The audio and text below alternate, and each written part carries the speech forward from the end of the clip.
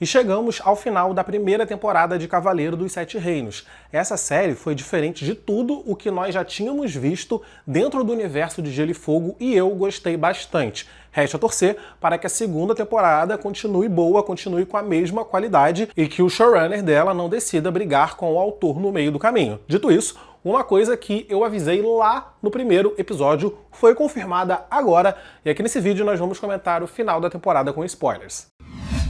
Fala galera, aqui é o Matheus Mendes, sejam muito bem-vindos a mais um vídeo aqui do canal, mais um vídeo, o último vídeo da minha cobertura de Cavaleiro dos Sete Reinos. Quero agradecer a todos vocês que estiveram aqui comigo durante estas 6 semanas e pedir para vocês continuarem aqui comigo porque vai ter aqui no canal também a cobertura da segunda temporada de Paradise que está estreando hoje, aliás, já sai vídeo aqui no canal também, então fiquem ligados. É isso, se inscreve no canal se você não está inscrito, ativa o sino de notificação para ser avisado toda vez que eu postar um vídeo novo e se você faz academia, crossfit, treina e quer comprar seus suplementos e roupas de treino com desconto, usa o cupom Mateus lá no site da Growth, que você, além de comprar economizando, você ajuda na criação de conteúdo por aqui. Eu avisei, vocês duvidaram de mim, mas eu avisei. Lá no dia 19 de janeiro, quando o primeiro episódio de Cavaleiro dos Sete Reinos tinha ido ao ar, eu cravei aqui pra vocês que o Dunk nunca tinha sido Sagrado Cavaleiro e vocês duvidaram de mim. Ah, Matheus, como você podia ter tanta certeza? É muito fácil, tinha muitos indícios nos livros. A história de Cavaleiro dos Sete Reinos é narrada sob o ponto de vista do Dunk. A gente vê as coisas a partir de dentro da cabeça dele. Então, quando no livro ele fala, que o Sor Arlan tinha esse Sagrado Cavaleiro, a gente já sabe que é mentira, porque antes disso, quando o Sor Arlan morreu, a gente viu de dentro da cabeça do Dunk que ele estava perdido, ele estava sem rumo. Ele não sabia o que fazer da vida. Ele cogitou, inclusive, se alistar na patrulha da cidade. E se ele tivesse sido Sagrado Cavaleiro, ele nunca teria pensado nisso. No livro, quando Egg vai visitar o Dunk, depois do Dunk bater em Aerion, que o Dunk é preso, o Dunk, ele consegue entender a mentira do Egg. O Dunk tinha acabado de descobrir que o Egg é um príncipe também. E dentro da cabeça do Dunk, a gente vê que ele pensa que ele sabe como é contar uma mentira tão monstruosa para chegar perto do que se deseja. Durante o julgamento do Set, de dentro da cabeça do Dunk também, a gente vê que ele tá pensando, eu falei com eles, eu não sou nada, eu não sou cavaleiro andante algum. Em A Espada Juramentada, que é o segundo conto de Cavaleiro dos Sete Reinos, tem uma cena que o Dunk tá conversando com a Lady Rohanne Weber. A gente vai ver essa cena lá na segunda temporada, mas na cena ela pergunta pro Dunk diretamente com essas palavras. O Sor Arlan te sagrou cavaleiro? E o Dunk não responde a pergunta diretamente. Todos os indícios já estavam presentes no livro. Então, quando saiu o primeiro episódio de Cavaleiro dos Sete Reinos, as cenas ali do começo eu já estava prestando atenção nisso e estava muito claro que o Dunk não tinha sido sagrado cavaleiro nenhum. A série estava vindo para confirmar isso. Eu falei isso com vocês quando saiu o primeiro episódio, todo mundo ficou falando, não, porque nos livros ele foi sagrado cavaleiro sim. Pode ser que na série não, mas nos livros foi. Nos livros fica muito claro que o Sor Arlan sagrou ele cavaleiro. Esse último episódio provou que eu estava certo desde o começo. E uma vez que o próprio George R. Martin está assinando a produção dessa série, eu espero que não tenha mais discussão em relação a isso. Dunk nunca foi Sagrado Cavaleiro, nem nos livros e nem na série. O Dunk ter contado essa mentira monstruosa só para chegar mais perto do grande objetivo da sua vida dá ainda mais peso à recusa que ele fez ao Lyonel Baratheon aqui nesse episódio. Pensem bem, ele mentiu ser cavaleiro para todo mundo, para homens honrados, para cavaleiros e para príncipes, porque o objetivo dele era ter uma vida melhor. O sonho de Dunk era ser jurado a uma casa nobre e ter onde morar. Ele não queria ser um cavaleiro andante para sempre. Ele queria ter uma terra, ele queria ter uma família, ele queria ter pessoas a quem ele pudesse defender. Lyonel deu a Dunk essa chance. O Lyonel o convidou para ir com ele à Ponta Tempestade, a sede da Casa Baratheon. O Lyonel disse que o amaria como um irmão. Em um curto espaço de tempo, o Dunk conseguiu o que o Sor Arlan nunca conseguiu em toda a sua vida. A admiração, o respeito e o amor de uma pessoa de uma das grandes casas. Não diminuindo o Sor Arlan, tá? Ele fez o que pôde com o que ele tinha e ele conseguiu sobreviver até a velhice no mundo medieval. Então o cara era brabo. Só que o Dunk, em apenas um torneio, ele conseguiu muito mais do que o Sor Arlan em todos os seus anos de vida. Lyonel deu a Dunk a oportunidade de viver como um nobre. Claro que longe do luxo que os senhores das grandes casas têm, só que o Lionel disse para ele que o amaria como um irmão. Eu não duvido nada que com o tempo o Lionel daria uma terra para o Dunk chamar de sua, que ele teria uma casa, ele teria uma terrinha, provavelmente o Lionel também conseguiria arrumar um bom casamento para o Dunk e Dunk conseguiria alcançar um futuro que nenhuma das crianças da Baixada das Pulgas jamais teve a perspectiva de conseguir. Entretanto, abalado pela culpa, o Dunk recusou esse bilhete de loteria premiado que o Lionel ofereceu a ele, porque foi isso que o Lionel ofereceu. Agora, o que será que Lionel quis dizer quando ele falou para o Dunk que tinha uma guerra a caminho? O último conflito que aconteceu aqui em Westeros, a gente já viu inclusive no flashback do episódio passado, que foi a primeira rebelião Blackfyre. Nesse momento do mundo, a única rebelião Blackfyre, porque não teve a segunda. A gente já falou sobre ela por aqui. Então, nesse momento do episódio, o conflito já terminou. O Westeros está em paz. Então, o que Lionel estava querendo dizer? Eu acredito que o Lionel estava prevendo o fim da dinastia Targaryen em um futuro muito próximo, tá? Ao longo dessa temporada de Cavaleiro dos Sete Reinos, a gente pôde ter a percepção que as grandes casas já não têm mais aquele amor e a lealdade pela família Targaryen que eles tinham antes. A gente já viu o Raemon falar muito mal dos Targaryens e a gente sabia que o primo dele fazia isso igual. Aqui nesse episódio, a gente ouviu o próprio Lionel Baratheon, que é um senhor de uma casa muito importante, falar a mesma coisa. E isso traz um peso todo diferente para essa equação. Uma coisa é um Fossoway falar mal dos Targaryens, outra coisa é um Baratheon falar a mesma coisa, são pesos diferentes. Lá naquela cena, no final do episódio, tinham duas menininhas brincando e uma chama a outra de Dragon Whore. Cara, isso é muito grave. Toda a família real estava presente ali em Valfreixo. Se alguém ouvisse isso, isso poderia ser considerado alta traição. Bem, Daeron, o bêbado, ouviu, mas ele não carrega lá tanta autoridade sim. Agora, se fosse Aerion ali no lugar dele, as coisas seriam completamente diferentes. Agora, pensem comigo. Se essas crianças estão falando coisas assim, livremente, num lugar como aquele, é porque com certeza elas ouviram isso em casa. E se elas ouviram esse tipo de xingamento sobre os Targaryens em casa, é porque os pais dessas crianças não têm o menor pudor de falar isso baixinho, de falar isso às escondidas. Ninguém tá ligando muito se um Targaryen for ouvir essa traição. Aliás, tinha muita gente presente ali na tenda e todo mundo podia ouvir o que essas crianças estavam falando. Ou seja, parece que nenhum dos grandes lords, nem os grandes e nem os pequenos lords, se importam muito de ouvir traições à dinastia Targaryen. Parece que os lords estão falando mal dos Targaryens por trás mesmo. Mas por que isso, Matheus? Galera, a casa do dragão sem dragão, ela acaba não sendo nada. Baelor era um príncipe muito justo, muito amado e muito querido. Então ele poderia continuar perpetuando a dinastia Targaryen através de política por alguns anos. Mas Baelor está morto. O rei está velho. Valar é fraco. O Maekar matou o próprio irmão. O Aerion é um cruel. Olha só as pessoas que estão na linha de sucessão ao Trono de Ferro. Além do que, nesse momento do universo, os lords, eles estão com raiva dos Targaryens por conta da moral que essa casa está dando para a Casa Martell lá de Dorne.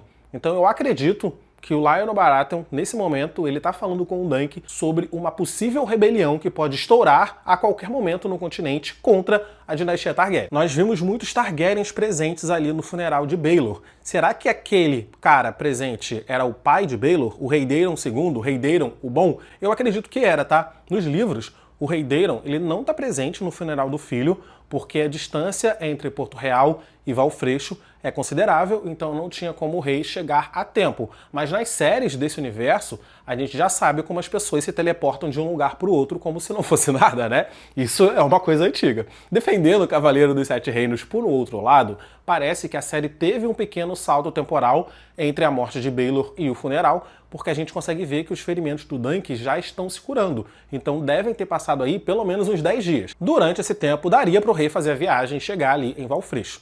Tem uma outra mulher Targaryen ali próxima a ele, chorando. Será essa a rainha? Aí eu já não acredito que seja. Porque a gente sabe que o rei Daemon Targaryen, ele casou com uma Martell, e a Martell não tinha cabelos brancos, porque se a mãe do Baelor tivesse cabelos brancos e o rei também tivesse cabelos brancos, logo o Baelor teria cabelos brancos, né? O que não é o caso. Então essa Targaryen aí, eu não tenho palpite sobre quem ela seja. E deu pra identificar também uma menina Velaryon ali na corte Targaryen. Uma coisa importante de deixar claro aqui é que nesse momento tão delicado para a família real, para você estar presente ali, ou você tinha que ser muito próximo da família Targaryen, ou você tinha que fazer parte da família, ou você tinha que estar unido à família através de casamento. A gente sabe que a Casa Velaryon, historicamente, sempre teve laços muito fortes com a Casa Targaryen. Então faz sentido ter uma pessoa da Casa Velaryon ali. Enfim, se vocês tiverem palpites de quem são essas pessoas, comentem aí e vamos trocar essa ideia. Importante acrescentar que faz parte da tradição os Targaryens serem queimados ao morrer. Afinal de contas, eles possuem o sangue do dragão. Mas você reparou nas mulheres com o véu na boca, no final do velório, ali naquele momento em que o Dunk vai falar com o Valar? Essas são as Irmãs Silenciosas, uma ordem apenas de mulher, né, que serve a fé dos sete. E essas mulheres, elas são servas do Estranho. O Estranho é uma das sete faces do Deus de sete faces da fé dos sete. O Estranho é o que lida ali com a morte. E o objetivo das Irmãs Silenciosas é cuidar e tratar dos mortos. As Irmãs Silenciosas, elas fazem um voto de silêncio, por isso são chamadas assim, e de castidade, e elas trabalham por toda a sua vida. Elas dedicam a sua vida ao estranho mesmo. Algumas mulheres nobres, elas acabam sendo enviadas para trabalhar, para servir as Irmãs Silenciosas como uma forma de punição. E é dito também, ao longo do universo de Gelo e Fogo, que as Irmãs Silenciosas sempre têm muito apreço em admitir viúvas entre elas. Ou seja, mulheres que perderam seus maridos, perderam seus filhos, não tem mais o que fazer da vida, não tem mais lugar dentro da família do marido, elas vão dedicar as suas vidas ao estranho e vão viver ali dedicadas à fé dos sete para sempre. Inclusive, uma filha do velho rei Jaehaerys, que apareceu lá no comecinho de House of the Dragon, chamada Princesa Saera, foi enviada como punição para trabalhar ali como irmã silenciosa depois que foi descoberto um escândalo envolvendo ela, que ela tinha entregado a sua donzelice para vários meninos ali que ela trazia para a corte. Ela serviu algum tempo como irmã silenciosa, mas depois ela fugiu dali, ela fugiu de Westeros, ela foi para Lys, uma das cidades livres de Essos, e começou a trabalhar em uma casa de prazeres. É isso, a fé dos sete, ela é muito presente e muito forte na Casa de Nobres de Westeros, principalmente ali no sul. A gente viu também no funeral de Baelor que tinha um septão dizendo algumas palavras, né? E é por isso. Vimos que o Haemon tá feliz da vida, né? Ele conseguiu vencer seu primo no julgamento de Sete. Logo após, ele encontrou uma mulher bonita, que gostou dele também. Ele acabou tendo uma noite muito boa com essa mulher bonita. Essa mulher acabou engravidando nele e agora ele se casou. Então, assim, só sucesso pra ele. A gente sabe que essa mulher é uma prostituta, inclusive ela era a prostituta do Sr. Manfred Dondarrion, e pra mim, o Haemon sabe disso. O Haemon tá feliz que venceu, ele tá feliz que ele criou um novo ramo dentro da casa Fossey, ele quer que essa nova casa, né, essa ramificação da casa que ele criou continue, então para isso ele precisa de uma esposa, e eu acho que é isso, ele apenas não se importa com o passado dela. Primeiro que não tem como uma prostituta se passar por uma lady. Você já viu uma lady beijando o seu marido, que seja, na frente de outras pessoas? Não, porque não acontece. Vocês se lembram lá de Game of Thrones como que Sansa era ensinada bons modos? Uma lady sentar no colo do seu marido em um ambiente com um monte de pessoas olhando e beijar ele dessa forma é algo apenas inadmissível. Por isso, eu acredito que o Haemon sabe da procedência de sua esposa. O Dunk também sabe e eles trocaram olhares ali que pra mim foram olhares de entendimento. Tipo, o Dunk entendeu, ele entendeu, eu sei quem ela é, você sabe quem ela também, e a gente não precisa mais falar sobre isso. Até porque as casas nobres, elas são muito ligadas entre si.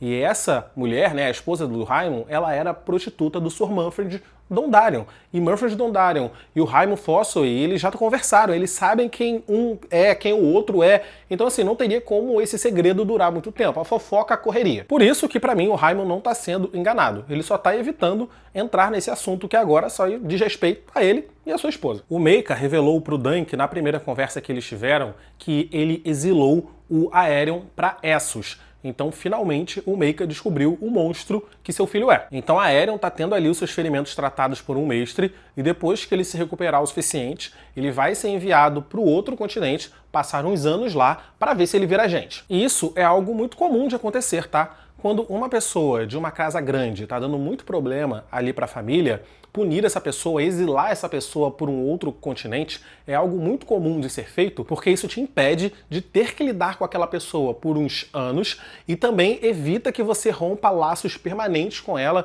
e tire todos os direitos que o sobrenome traz a essa pessoa. Vimos em A Casa do Dragão que quando o Daemon estava enchendo muito o saco do Viserys, ele também foi enviado para Essos. Ele viveu em Essos durante anos. Inclusive, ele viveu com a sua esposa Lena lá, ele teve as suas filhas lá, e só anos e anos depois que ele voltou para a corte. E quando as pessoas, que têm condições, príncipes e etc., estão passando por um momento de muita dor, eles geralmente são tratados com leite de papoula. E eu acho que é isso que estava acontecendo aqui nessa cena. Porque o leite de papoula faz a pessoa entrar em transe, faz a pessoa dormir por dias, por meses até. Então eu acho que é por isso que o Aeron não se mexeu, o Aeron não acordou quando o Egg soltou a lâmina que ele estava carregando e fez barulho. Eu acredito que é por isso também que o Maker, que estava ali dentro do quarto, nem se preocupou em falar baixo quando o seu nome foi chamado. Ele sabia que a Aeron nunca ia acordar e ok, é isso. E o Maker, mesmo sabendo que o filho é um monstro, ainda se importa com ele. Se importa tanto que exilou o garoto para não ter que romper laços com ele definitivamente e estava ali na cabeceira de sua cama, olhando, cuidando dele para ver se os seus ferimentos estavam melhorando. Agora, eu não acredito que Egg teria a coragem de matar o seu irmão ali, não dessa maneira, sabe? A gente sabe que o Egg odeia a Aerion, mas daí matar uma pessoa enquanto ela tá dormindo, eu acho que o Egg não seria capaz. Porque o Maker também sente um pouco de raiva de Aerion, além de sentir culpa pela morte do irmão que ele gostava. É por isso que o Maker não sente pelo Dunk o mesmo ressentimento que o Valar sente, por exemplo. Pro Valar, o pai dele, que ele amava tanto, morreu em um duelo inútil para defender a vida de um cavaleiro andante que não importa pra ninguém. Mas o Maker não. O Maker sabe a verdade. O Maker sabe que foi o seu filho Aerion quem provocou tudo aquilo. Claro que Maker estava sendo tolerante com Aerion por conta de tudo que o filho dele representava, mas depois da morte do seu irmão, ele desistiu de passar pano pro filho. Por isso agora ele coloca todas as suas expectativas em Egg. Ele quer que Egg seja um bom escudeiro, que Egg aprenda a ser um bom cavaleiro, que Egg se torne um bom guerreiro e que Egg dê sequência à linhagem dele. Um dos filhos de Maker é um bêbado e não vai seguir os caminhos do pai. O outro é o Aerion, extremamente cruel, que foi exilado. O outro é o mestre Aemon, que foi enviado para a cidadela para estudar. E o outro é o Egg, que tá ali com ele e que tem vontade de ser escudeiro. Então é em Egg que ele tá colocando agora todas as suas expectativas. E por isso que ele fez também uma proposta muito tentadora ao Dunk. Proposta essa ainda mais tentadora do que a proposta que o Lyonel Baratheon fez. Maker convidou Dunk a jurar a sua lealdade a ele e ir junto com a corte Targaryen para morar no castelo de Solar Estival. O castelo de Solar Estival é um outro castelo que a casa Targaryen tem, além do castelo lá em Pedra do Dragão. O príncipe herdeiro ao Trono de Ferro recebe o título de Príncipe de Pedra do Dragão, que é o título que Baelor Targaryen tinha em vida, né? Como o Maker era o irmão mais novo, foi dado a ele o título de Príncipe de Solar Estival. E o Maker morava lá em Solar Estival. O Maker fez desse castelo a sua moradia real. E ele convidou o Dunk para morar lá, tendo todas as regalias possíveis. Novamente, o Dunk recusou o bilhete premiado. Depois, ele aceitou tomar Egg como um escudeiro, mas não dentro de um castelo, não vivendo como nobre, mas como um cavaleiro andante. A forma como ele mesmo aprendeu a viver o mundo, a ser um cavaleiro que ele nunca foi consagrado, né? Maker, claro, que recusou esse pedido, mas o Egg, ele deu um jeito de ouvir essa conversa, eu tenho certeza, e ele logo tratou de agir. Agora, o Daemon falou pro Dunk uma coisa que vem sendo debatida durante muitos anos dentro do fandom de Game of Thrones. Os Targaryens realmente carregam a loucura em seu sangue? Aqui vai alguns spoilers dos livros que, se vocês não quiserem saber, avancem aí. Mas o fato é que quase todos os filhos de Maker morrem por conta de algum grau dessa loucura. A gente sabe que Aerion ficou famoso porque ele bebeu fogo vivo e morreu assim, bebendo fogo vivo, achando que isso o transformaria em um dragão. O Daemon, o bêbado, a gente sabe que ele bebe e que ele farreia muito por conta do peso dos seus sonhos. Ele não gosta desses sonhos proféticos, então ele procura uma válvula de escape. E essas válvulas de escape que vão acabar trazendo a sua morte. A gente sabe que Egg, futuramente, ele também vai começar a ter esses sonhos proféticos. O Egg vai sonhar com dragões voando em Westeros, e ele vai tentar fazer um ritual para trazer esses dragões de volta à vida, e nesse ritual ele vai morrer também. O único dos filhos de Maekar que se salvou foi o Mestre Aemon, que a gente viu que ele conseguiu viver até a velhice. E claro, nós temos o exemplo mais famoso de loucura Targaryen, que é o Rei Louco. Mas eu acredito que essa loucura Targaryen nada mais é do que a mágica que tem no sangue deles, mágica essa que eles não sabem lidar. Sabemos que os Targaryen são de fato meio dragões. Há muitos indícios que mostram que os magos de sangue de Valíria utilizaram magia de sangue para criar dragões e que eles uniram, via magia de sangue também, essas criaturas recém-criadas com alguns valirianos, os montadores de dragão de Valíria. Quando vemos a má formação de algum feto Targaryen, esse aborto ele nasce com escamas, ele nasce com asas, ele nasce com características de dragão. Então parece que em algum momento ali tem coisa de dragão dentro de um Targaryen mesmo. A Aerion sonhar que é um dragão não é loucura, é magia. Só que por não entender muito bem essa visão, essa magia, ele age enlouquecidamente. Mesma coisa com Daemon bêbado, mesma coisa com o Egg também. Sabemos que os dragões vão voltar a voar em Westeros, mas isso só vai acontecer muitos anos depois com a Daenerys. Então o sonho que o Egg teve não foi loucura, foi uma visão profética do futuro. Mas, ao interpretar tudo errado, ele agiu como um louco e acabou causando a sua morte. Mas essa é a minha interpretação. Quero saber o que vocês acham disso. Mas enfim, Egg conseguiu enganar o pai e partiu para ser o escudeiro de um cavaleiro andante. E eles têm uma discussão ali, uma conversa de 7 reinos, 9 reinos. Afinal de contas, quem é que estava certo nessa discussão? São 7 ou são 9 reinos? O termo 7 reinos se refere ao momento de antes da conquista de Aegon. Quando o Aegon resolveu conquistar os 7 reinos de fato eram 7 reinos. Tinham 7 reis, cada um governando o seu território. Quando o Aegon unificou o continente, esses reis, que antes eram reis, eles viraram protetores do território, eles pararam de usar coroa. Agora só o conquistador utilizava uma coroa e ele centralizava as decisões para todo o continente através dessa nova região que ele criou ali para a sede do seu reinado, região que ficou conhecido como as Terras da Coroa. Então Egg tá certo, atualmente tem 9 reinos, que não são reinos, são, sei lá, estados, são países dentro desse grande continente que é Westeros. E o termo 7 reinos ficou popularizado e ficou conhecido assim por conta da história lá de trás. As terras fluviais e as Ilhas de Ferro, elas eram um só reino lá atrás, antes da conquista de Aegon, e viraram 2 regiões administrativas. As Terras da Coroa também não existiam, então foi adicionado isso também. Por isso que antes eram 7 reinos e agora são 9 continentes, 9 reinos, sei lá. São 7 reinos que viraram 9 regiões. Deu pra entender? Inclusive, quando Aegon unificou os 7 reinos lá atrás e se proclamou rei dos 7 reinos, ele não tinha dominado 7 reinos, ele tinha dominado apenas 6. Dorne permaneceu independente por um tempão, até depois do Conquistador morrer. E é bem interessante essa conversa porque mostra mais uma vez o choque de realidade entre os dois. Egg, que é um menino que nasceu na corte, ele é bem educado, ele sabe de tudo, ele sabe da história do continente, ele conhece os cavaleiros, ele sabe de todas as heráldicas. O Dunk, que cresceu em Embaixada das Pulcas, ele nunca foi educado. Ele ouve, né, 7 reinos, rei dos 7 reinos, e acredita que de fato são 7 reinos, e ele nunca parou para pensar que há 9 grandes casas e 9 grandes regiões administrativas. Vou ficando por aqui nesse vídeo, eu espero que vocês tenham gostado. Deixa o like, por favor, porque o like me ajuda pra caramba, e se inscreve no canal se você não está inscrito. Clica nos meus vídeos que estão aparecendo aqui do lado para assistir os meus vídeos anteriores. É isso, tchau e até o próximo vídeo.